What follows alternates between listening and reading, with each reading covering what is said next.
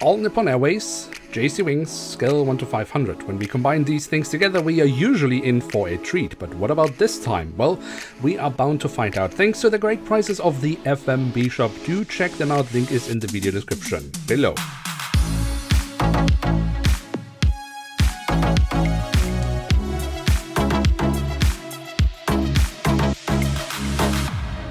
And with that, hello and welcome to a new episode of Review, where we today will take a closer look at a Boeing 777-300ER of All Nippon Airways. At the front of the box we have a rendition of the aircraft model inside.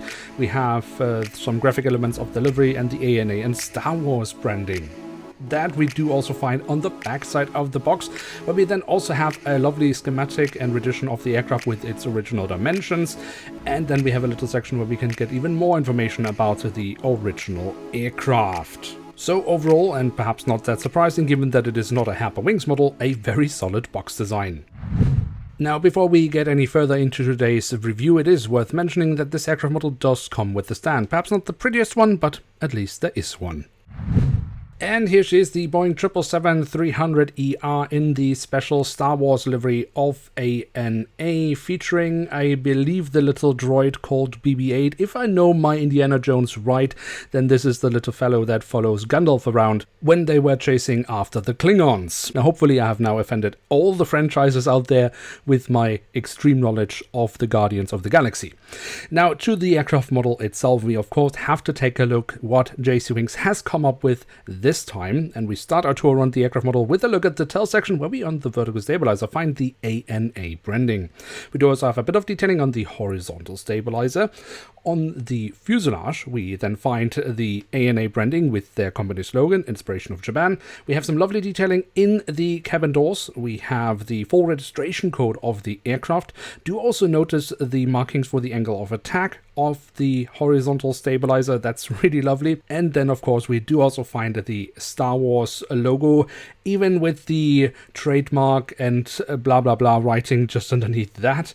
And then towards the very tail of the aircraft, we have a bit of detailing around the APU exhaust. Then if we move to the front of the aircraft, we can see across the fuselage the schematics, I guess, of BB8. I really do hope it's BB8 and not 3CPO, but yeah. I think jcwings has done a lovely job recreating this livery here on this model.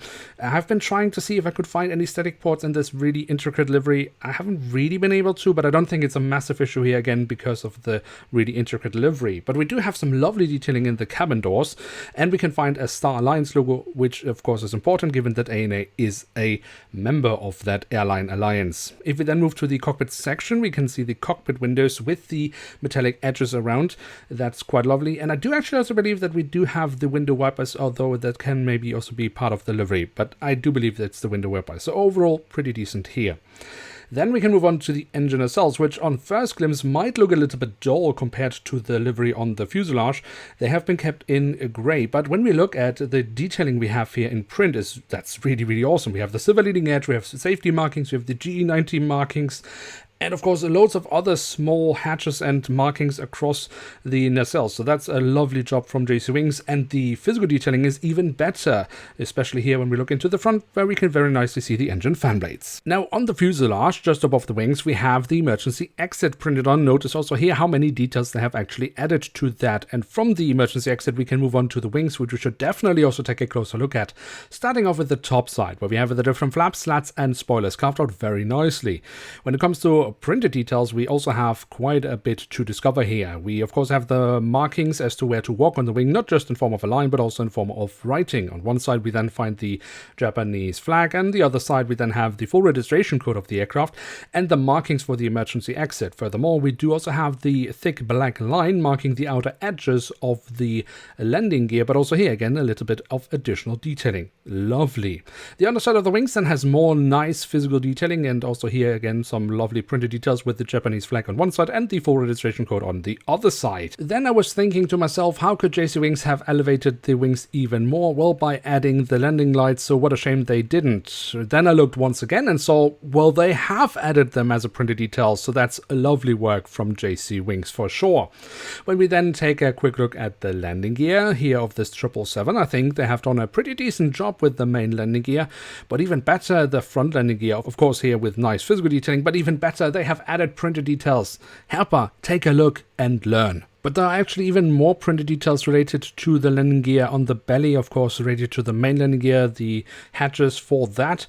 And since we are looking at the belly, we can of course also notice the hole in the fuselage, but as we know, there is a stand included. And another detail I would like to highlight here are the ram air intakes. Normally not something I really highlight in my videos, but when you not just add them as a physical detailing, but actually also add some printed detailing to enhance that detail, well, that's just lovely. What is also just lovely is when we look on top of the fuselage, where jcwings hasn't just added lovely printed details, but no, they have also added physical antennas, something that is extremely rare in Scale 500. In fact, I only know of jcwings making models like that unless you get them 3D printed.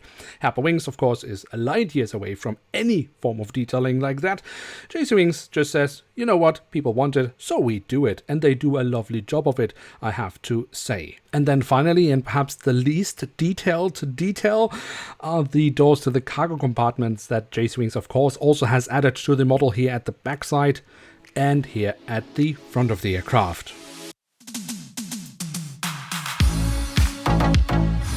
So there we have it, the Boeing 777-300ER in the special Star Wars livery of ANA from jcwings in scale 1 to 500. And what can we say about this aircraft model? Now, one thing has to be said right from the get-go. This model does not deserve to be compared with any Herper Wings model because it is simply so far beyond what Herper can do. Where Herper skips out on details, jcwings says, hold my beer. Now, when I recently talked with a fellow collector who you might know from Instagram as Bern International Airport, he asked me, don't you think the model is a little bit too shiny, a little bit too glossy in the print?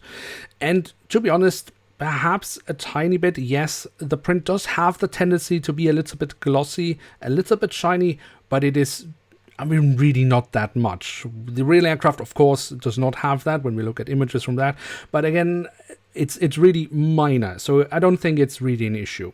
What we can see, of course, also when we look at the real aircraft, we do have some static boards and stuff like that on the side of the fuselage, and jcwings has left them out. But I think when you go all in with all other details, something like that doesn't really matter. I mean, they do so much other stuff on this aircraft model that leaving one or two small details out, again, just doesn't really do anything for the big picture of this aircraft model. For example, when we look at the engine nacelles, I don't think there is any other Scale 500 manufacturer out there that goes that all in with details on the engine. So if I have to trade off maybe one or two static ports on the side of the fuselage with a livery as colorful and intricate as this, well, then I think that's an easy trade. And don't get me started on the fact that jcwings adds physical antennas to their Scale 500 models. I mean,